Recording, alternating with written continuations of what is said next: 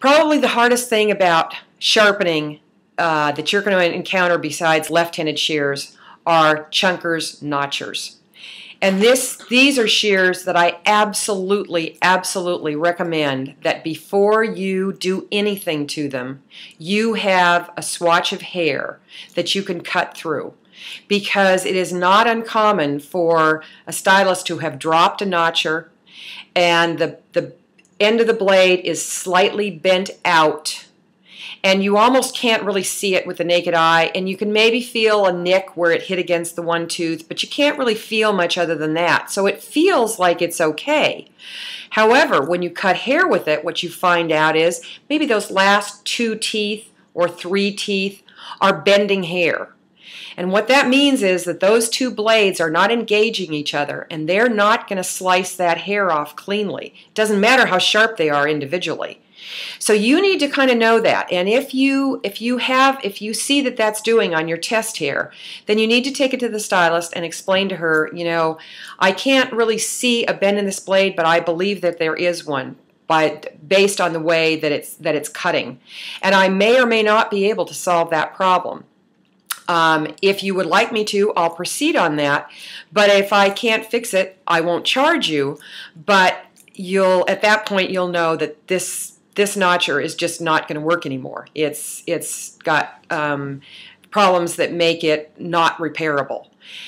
And then proceed, if she says, well, I'd really like you to try, then go ahead and sharpen it and see how it goes. If you don't find any improvement after you've sharpened it, then really the best thing to do is just take it back to her and say, you know, it's just as I supposed. There's been damage to the blades, and it's just not fixable. And I'm not going to charge you for the sharpening, but you're going to need to get another chunker. It's just not going to work for you.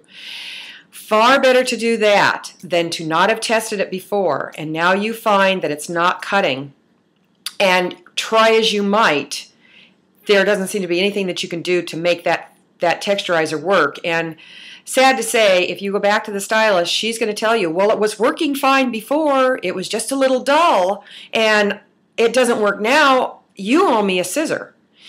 And you don't owe her a scissor, because you didn't do anything wrong.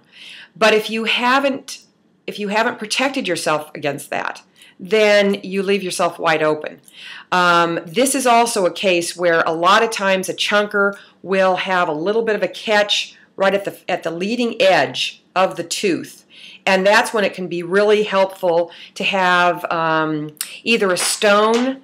There's sometimes they call them a Missouri stone that you have. Carvers use those to sharpen carving tools, or you can use that little emery board again, the one I showed you. You can get it at Sally's or whatever, that has the foam in the middle, has a little bit of give, and just open the shear and just go along the leading edge of those teeth, and just file it down just a little bit. Clean that off well, put it back together, and then you'll probably find that it will open and close much more smoothly.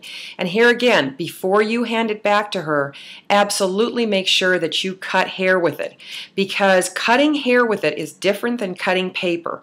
First of all, you're going to be able to tell that it actually cut all the hair, that there was no tearing. And sometimes paper, that's hard to kind of do. Also, you're going to be able to reestablish the groove lines in the solid blade, because all texturizers, thinners, chunkers leave a small groove line. That's what the teeth do, and it allows that scissor to open and close more smoothly. But in reestablishing it after you've sharpened it, sometimes it can develop a small catch. And if you give it back to the stylist and you haven't preconditioned it, she's going to go to close it the first time. There's going to be a small catch. She's going to assume it's a nick. She's going to hand it back to you and say, these aren't working right. You did something wrong.